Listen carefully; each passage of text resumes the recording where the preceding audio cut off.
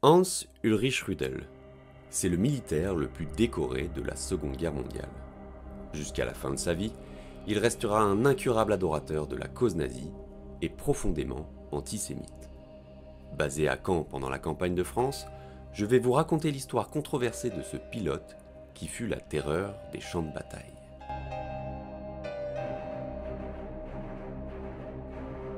Hans Ulrich Rudel, né à Conrad-Waldo le 2 juillet 1916, est le fils d'un pasteur protestant.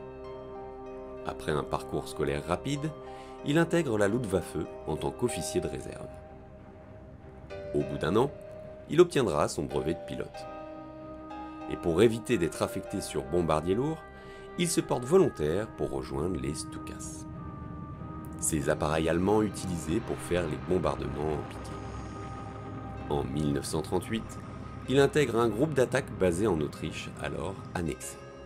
Rudel a du mal à progresser, et ses supérieurs, qui préfèrent se passer de lui, l'envoient à l'école des pilotes de reconnaissance. Il participe à contre-cœur à de nombreuses missions de reconnaissance pendant la campagne de Pologne. En 1939, il reçoit une première croix de fer et est affecté en 1940 à l'entraînement sur les bombardiers Junkers 87.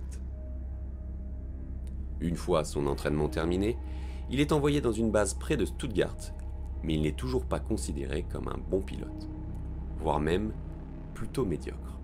Après de nombreuses demandes insistantes, il réintègre le groupe d'attaque basé à Caen pendant la campagne de France, mais n'est pas autorisé à combattre.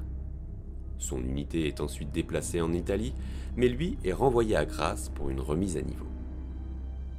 Son acharnement lui permet d'être réintégré au groupe d'attaque en Grèce, mais sa réputation le poursuit.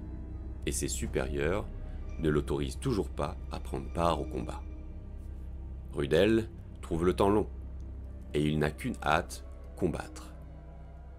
Mais alors qu'il ronge son frein dans une base en Allemagne, le 22 juin 1941, le Troisième Reich lance l'opération Barbarossa, qui rompt le traité de non-agression et qui a pour but l'invasion de l'URSS. C'est cette date qui marque l'envol de ce tristement célèbre héros arien. Il multiplie les prouesses, sauve plusieurs de ses compagnons et se fait descendre 32 fois derrière les lignes ennemies. Même avec une prime de 100 000 roubles sur sa tête, il s'en sort toujours. Après plus de 1000 missions de combat, Rudel prend part en février 1943 à l'élaboration d'une variante anti-char du Junkers 87, qui deviendra la terreur des véhicules russes. En effet, lors de sa première mission sur la version anti-char, Rudel détruit 12 chars en une journée. En novembre 1943, plus de 100 destructions de chars lui sont attribuées et lui vaudra la croix de chevalier de croix de fer avec feuilles de chêne et glaive. Ses exploits ne s'arrêtent pas, et le 19 décembre 1944, il reçoit la plus haute distinction jamais accordée à un militaire, la croix de chevalier de la croix de fer avec feuilles de chêne et glaive en or brillant, remis personnellement par Hitler. Sa légende est telle que le Troisième Reich finit par l'empêcher de voler pour s'assurer qu'il reste en vie. Seul Hitler est en droit de briser cet interdit, mais c'est mal connaître Rudel qui le brave à plusieurs reprises. D'où l'écrit en préambule de son livre « Avec ou sans autorisation, je continuerai à conduire mon escadre au combat ». Le 8 février 1945, il est à nouveau blessé à la cuisse droite par un obus de canon anti-aérien. Sa jambe est amputée, mais peu après, en avril, il reprend l'air et détruit 26 chars russes au cours du dernier mois de conflit. Le 8 mai 1945, il se rend aux Américains.